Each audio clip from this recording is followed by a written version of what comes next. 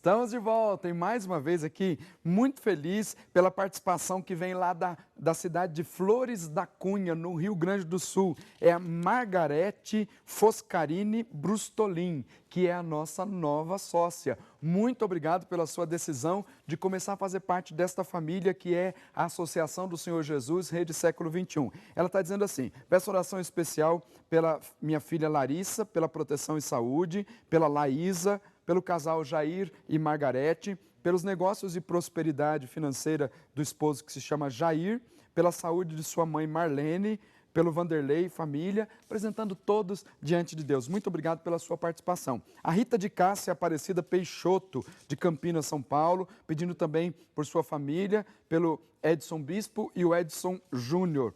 A Luzia da Silva Soares, de Goiânia, Goiás, obrigado pela sua participação, apresentando também toda a sua família. A Neide Cria Pupo, de Campos Ferreira, da cidade de Campinas, obrigado pela sua participação. A Lúcia de Fátima Pinto Soares, de São Paulo, capital. E a Maria Liduína Rocha Vasconcelos, que é da cidade de Marco, no Ceará.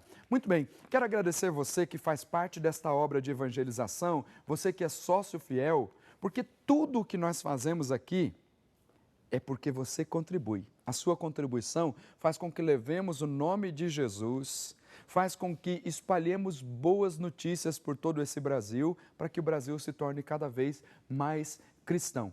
E falando em boas notícias, nós vamos ter agora um momento do nosso boletim Século News com a Renata Moreto, que vai trazer para nós as principais notícias desses últimos dias da vida da igreja e, sobretudo, da vida do Papa Francisco. Bom dia, Renata. Bom dia, Padre Nilson. Bom dia para você que está em casa também assistindo Você Pode Ser Feliz. A gente vai falar, Padre, sobre a despedida do Papa Francisco da África. O último país que ele passou foi a República Centro-Africana e aí ele presidiu uma missa no estádio de Bangui, que é a capital do país, para milhares de pessoas. O Papa falou lá, só lembrando, é o terceiro país mais pobre do mundo, Padre. E aí ele falou sobre como as pessoas lá têm fé em meio a tanta pobreza, em meio a tanto sofrimento, e mesmo assim as pessoas do país têm muita fé. A gente acompanha imagens aí do começo da missa. Olha, o Papa chegando no Papa Móvel no estádio de Bangui.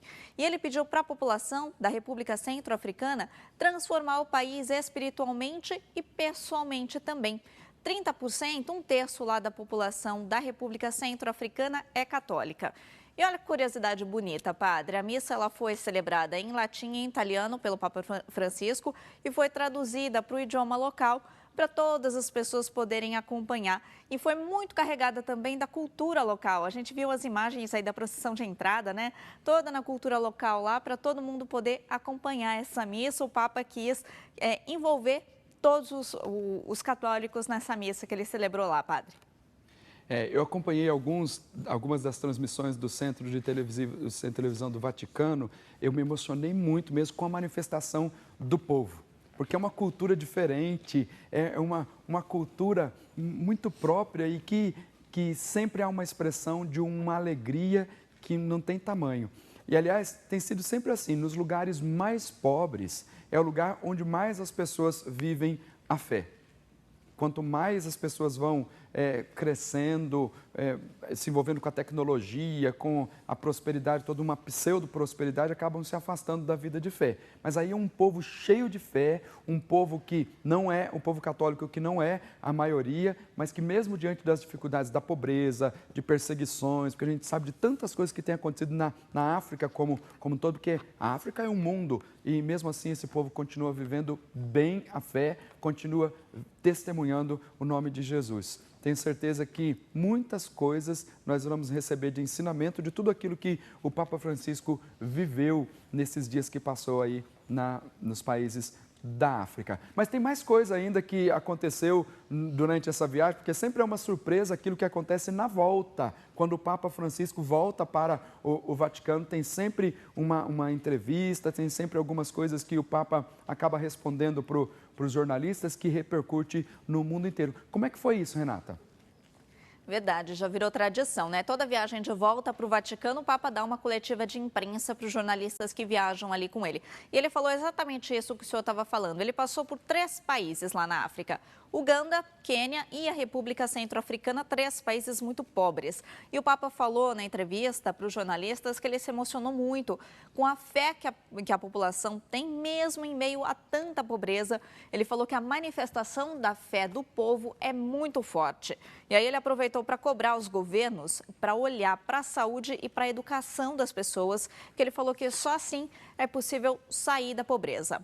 O Papa falou também sobre o fundamentalismo religioso por conta dos atentados terroristas lá em Paris. Falou que fundamentalismo em religião nenhuma é saudável e falou que os líderes religiosos não devem entrar na política diretamente, mas eles devem sim passar os seus valores para os cidadãos e para os líderes políticos, para que esses valores rejam aí todo o país. E falou que a religião nunca deve ser usada para justificar a violência, como foi o que aconteceu lá em Paris.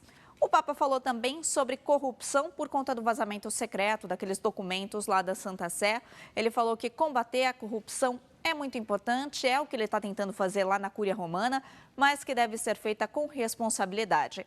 Comprar informações, como fizeram aqueles jornalistas italianos, e vender informações, como fizeram os profissionais lá do Vaticano, não é profissional e também é corrupção.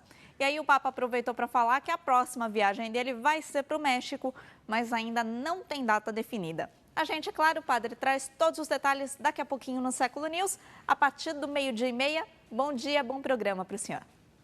Obrigado, Renata. Tenha um bom dia. Que a gente aprenda bastante também com essas viagens, as imagens todas das viagens do Papa Francisco, está sempre ensinamento para nós, que a gente vê na expressão dele, na expressão do povo que está recebendo a visita. Então, você vai ver tudo isso depois no Século News, aqui na Rede Século XXI.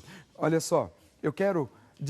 aliás, teve bastante coisa que aconteceu nessa viagem do Papa Francisco aí à África. A gente já falou da cultura, falou da situação da pobreza que o povo vive, mas mesmo assim o povo está vivendo a fé com muita intensidade. Eu me lembro de algumas imagens assim dos sacerdotes, porque teve uma das missas que foi com chuva.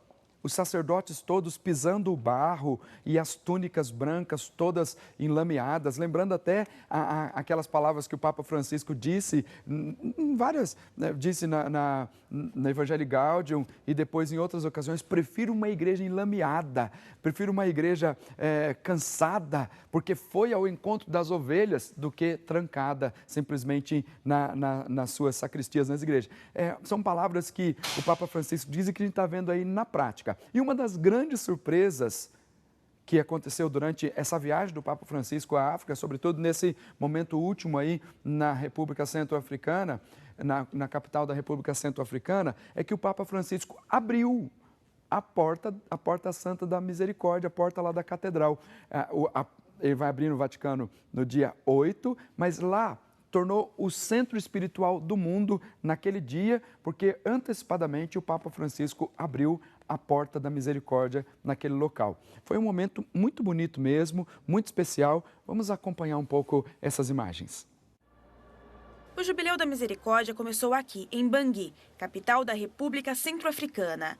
É o 3º país mais pobre do mundo. E foi assim que o Papa Francisco chegou no Papamóvel na Catedral de Nossa Imaculada Conceição, em Bangui.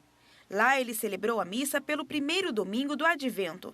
Mas antes ele fez algumas observações improvisadas. Ele chamou Bangui de capital espiritual do mundo.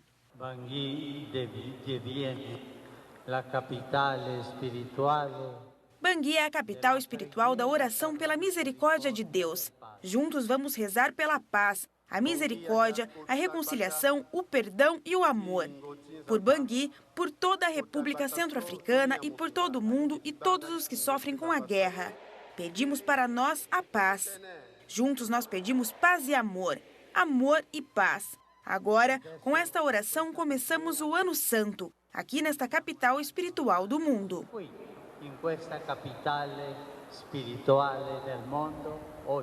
E esta oração e gesto, o Papa Francisco começou o Jubileu da Misericórdia, com a abertura da Porta Santa na Catedral de Bangui. Em sua homilia, o Papa falou sobre reconciliação e perdão. A República Centro-Africana é confrontada com uma guerra civil desde 2013, em que duas facções rivais opuseram muçulmanos e cristãos e outras etnias e religiões. Uma das características essenciais desta vocação para a perfeição é o amor de nossos inimigos, que nos protege da tentação da vingança e da espiral de retaliação sem fim. Della vendetta e contro la spirale delle represaglie senza fine. Ele também falou sobre a esperança e justiça para todas as pessoas que não podem ver sinais positivos no horizonte. Ele os lembrou que Deus é justiça e amor. Dio è più potente e più forte di... Deus é mais forte do que tudo. Esta convicção da serenidade, a coragem e a força para perseverar no bem no meio das maiores dificuldades. Mesmo quando os poderes do inferno são lançados, os cristãos devem seguir a convocação de cabeça erguida e estar pronto para enfrentar golpes nesta batalha sobre a qual Deus terá a última palavra. E essa palavra será o amor. Sarà di amore e di pace. E antes de terminar, ele deu uma mensagem poderosa para todos aqueles que pegam em armas uns contra os outros. Ponete questi strumenti di amore. Decline estes instrumentos de morte. Ao invés disso, se armem de justiça, de amor e de misericórdia, os garantes autênticos de paz. Misericórdia autêntica e garanzie di pace. As palavras finais da homilia do Papa foram familiares: reconciliação, amor, perdão e paz.